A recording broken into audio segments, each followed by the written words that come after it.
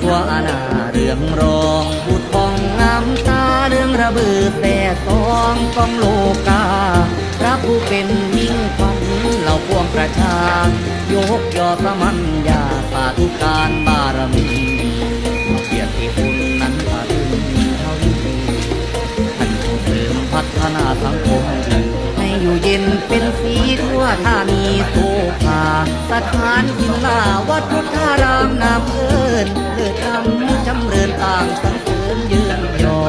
หลวงปู่ทานแทนสรรสร้างก่อให้เราตั้งต่อสร้างกุศลความดีสร้างสอนนำชี้ผลวัดสงสารบุญส่งถึงสู่แดนนิพพานสาธุชนยึดมันศาสนา